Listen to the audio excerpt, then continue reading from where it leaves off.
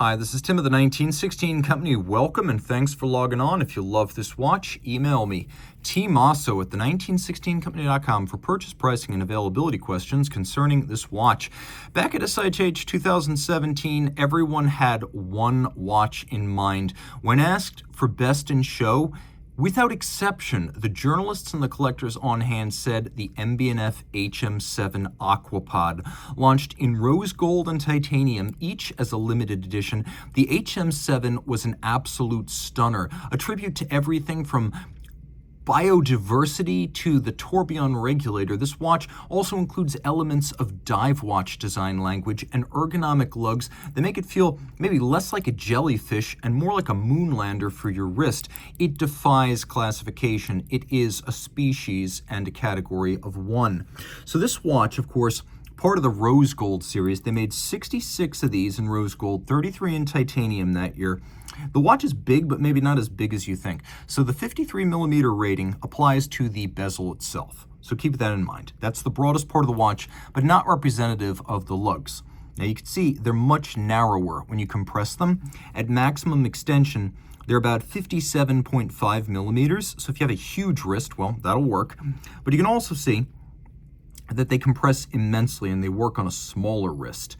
So the best way to describe the case is 53 by 53 because it's round. It is thick though. It is thick at 21.7 millimeters. And granted, this strap isn't quite a standard strap. You could see that it's got shoulders that go beyond the lugs. But if you did want to size up a custom strap to fit between these lugs, a 23 millimeter spacing would be correct. We'll throw this on my wrist now. A lot of folks are going to ask which side is up. Well, the index is always 6 o'clock. So if you're wondering which is the top and which is the bottom, look for the index, and that's the bottom. So we're going to wear the watch like this, just like that. Taking a quick look, though, before we do at the strap, you can see it features this sort of Aquapod theme on the bottom. It is a model-specific strap, and you can see no crimping, no gouging, brand new MB&F factory strap. We have G&F Chatelin's wonderful leaf spring deployant clasp system, double deployant. You can see that the leaf spring here customized with the Horological machine nomenclature. Chatelain makes clasps for a lot of top brands, and you can see we have MB&F's double-sided battle axe logo on the buckle, as well as a combination of satin, media blast, and polish. Now, this isn't a trigger actuated clasp, but because of the exceptional clenching power of the leaf spring, when it's closed, it's going to stay closed, even in the face of very vigorous and active use. Rolling back around, you can see here that the strap is fixed to the buckle with screws, and then the strap is also fixed to the case with screws. So no danger of spring bar disasters here. This is the right way to do it. You can also see that a little bit like Debitoon, we have articulated ergonomic lugs. I'll throw it on my wrist, which is 16 centimeters in circumference. You get a better sense of it.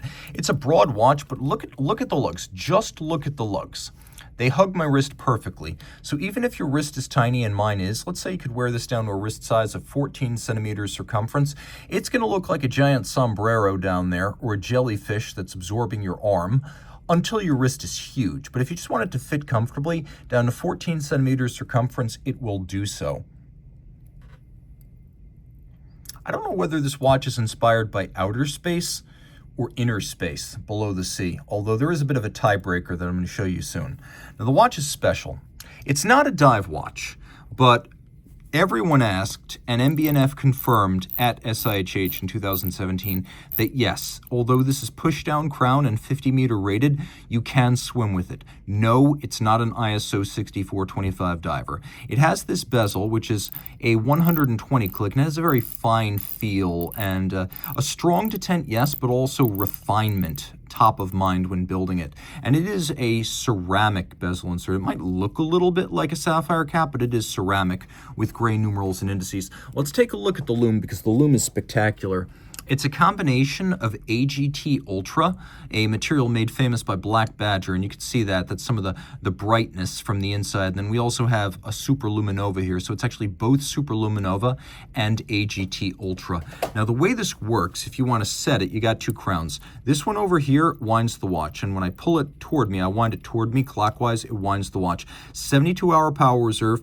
And then we've got a crown here that pulls out, and now this crown is used to adjust the digital display system, and it is a scrolling digital display system. And I've wondered, in hindsight, whether it wasn't this more than anything else that inspired the time display of Max's Mad 1. Okay, we have this truly spherical sapphire, so if you were to extrapolate this out, it would be a perfect sphere. And then we have a gorgeous MB&F in-house flying tourbillon caliber. So automatic winding, and as you can see, beautifully decorated. There's that double-sided battle axe again. It's actually a tourbillon carriage. It has a flying tourbillon architecture, which means there's no upper bridge to block your view of the tourbillon. This was originally invented by Alfred Hellwig in Germany in the 1920s.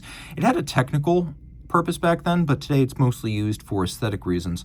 Look closely and you can see it's free sprung for precise adjustments and shock resistance, and that it features an overcoil hairspring for consistent timekeeping in any physical position. Also, like all of the best modern tourbillon mechanisms, it features shock protection. There's still a lot of tourbillon out there that do not have that, so I'm happy to see it.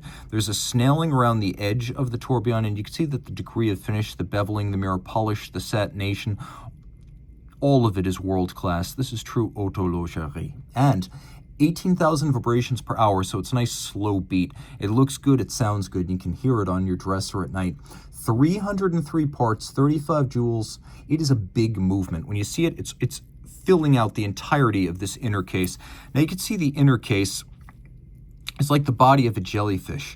And then the bottom, which is made of platinum, the rotor, the mass at least, is made of platinum. The rotor is titanium, the mass is platinum, but it looks like the tentacles of a jellyfish or a Portuguese man-o'-war, where it grabs the fish and brings them up to add sustenance to keep it going and extend its life and allow it to reproduce. And so its energy is gathered by the tentacles, and so the energy for this mechanism is also gathered by these platinum tentacles on the bottom. And you can see a little bit of the gilded bridges and base plate of the movement underneath. It's quite attractive. You can see this is one of the 66, and yes, 50 meters water resistant, but once again, it is swimmable.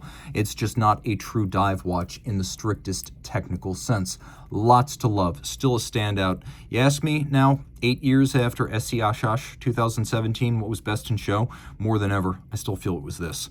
Reach out to Team Mosso at the 1916company.com for purchase and pricing details.